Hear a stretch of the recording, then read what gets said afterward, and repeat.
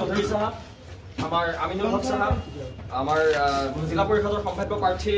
ইন্তাজ আলী সাহেবৰ লগতে এই অঞ্চলৰ জাকিৰ হুছেইন সাহেব, এই অঞ্চলৰ বিভিন্নজন গণ্যমান্য জ্যেষ্ঠ ব্যক্তি আমাৰ মাজত উপস্থিত হৈছে। আমি খুবেই আনন্দিত। তেখেতসকলৰ পদধূলাৰ জৰিয়তে আমাৰ এই ৰিহাব চেণ্টাৰটোৱে ভৱিষ্যত দিনত যাতে সুন্দৰকৈ আৰু ৰাইজৰ মাজত ৰাইজৰ মানৱ সেৱাৰ যি আমি আশা কৰিছোঁ সেই মানৱ সেৱা যাতে আমি সম্পূৰ্ণভাৱে কৰিব পাৰোঁ, তাৰ বাবে আমি মুজিবুৰ ৰহমান ডাঙৰীয়াক আমি ইয়াত আমন্ত্ৰণ জনাইছোঁ আৰু তেখেত আমাৰ আমন্ত্ৰণৰ প্ৰতি সঁহাৰি জনাই তেখেত ইয়াত উপস্থিত হোৱাৰ বাবে আমি ৰিহাব চেণ্টাৰৰ ফালৰ পৰা তেখেতক আন্তৰিক ধন্যবাদ কৃতজ্ঞতা জ্ঞাপন কৰিলোঁ। নগাঁৱৰ শিলঙনিত মুকলি হ'ল জীৱন জ্যোতি নিচা মুক্তি কেন্দ্ৰ। চামগুৰিৰ যুৱ নেতা মুজিবুৰ ৰহমানে ফিতা কাটি মুকলি কৰিলে নিচা মুক্তি কেন্দ্ৰৰ দুৱাৰ। শিলঙনিত আজি জীৱন জ্যোতি নিচা মুক্তি কেন্দ্ৰ নামৰ ড্ৰাগছ আসক্তসকলৰ বাবে এটি পুনৰ সংস্থাপন কেন্দ্ৰৰ ফিতা কাটি দুৱাৰ মুকলি কৰে চামগুৰি সমষ্টিৰ বিজেপি অগপ মিত্ৰজোঁটৰ সংখ্যালঘু যুৱ নেতা মুজিবুৰ ৰহমানে। তেওঁৰ সৈতে উপস্থিত থাকে গৰাজান মণ্ডল বিজেপিৰ সভাপতি বিপ্লৱ তৰফদাৰ, হয়বৰগাঁও প্ৰেছ ক্লাবৰ সম্পাদক মুস্তাফা কামাল, বিশিষ্ট সমাজসেৱক আব্দুল মতিন চৌধুৰী, মফিদুল হক চৌধুৰী আৰু লগতে স্থানীয় যুৱক যুৱতীসকল আৰু অন্যান্য গণ্যমান্য লোকসকল। জীৱনজ্যোতি নিচামুক্তি কেন্দ্ৰৰ সম্পাদক চুৱেব আহমেদে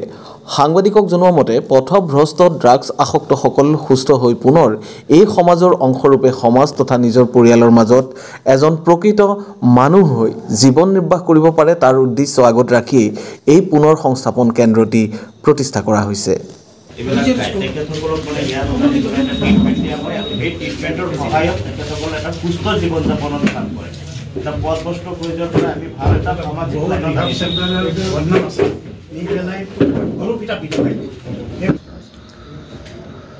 নমস্কাৰ।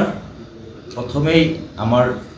জীৱনজ্যোতি ডি এডিকশ্যন চেণ্টাৰ শিলংগনিস্থিত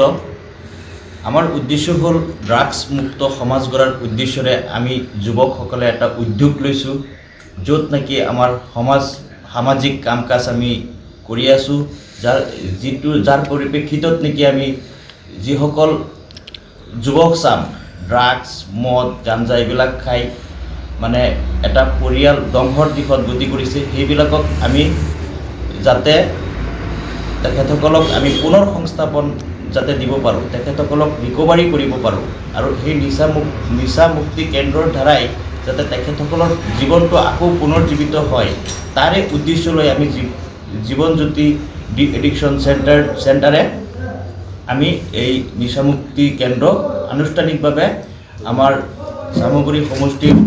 যুৱ নেতা সন্মানীয় মুজিবুৰ ৰহমান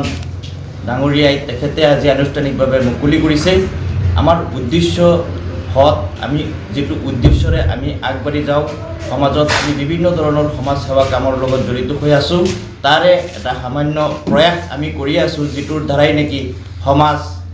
দূৰ দূৰণিৰ সকলো যুৱক চাম আগুৱাই যাব।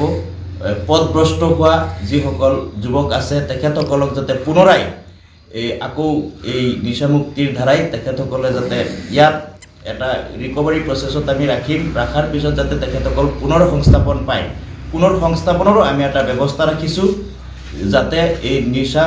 মুক্তি হৈ তাৰপিছত যাতে আকৌ নতুন এটা জীৱন পায়, কিবা এটা কৰ্ম সংস্থাপন যাতে আমি দিব পাৰোঁ, তাৰে এটা ব্যৱস্থা ৰাখি আমি সামাজিকভাৱে আমি কামবিলাক আগুৱাই লৈ যাবৰ কাৰণে আমি যুৱকসকলে এটা প্ৰয়াস কৰিছোঁ।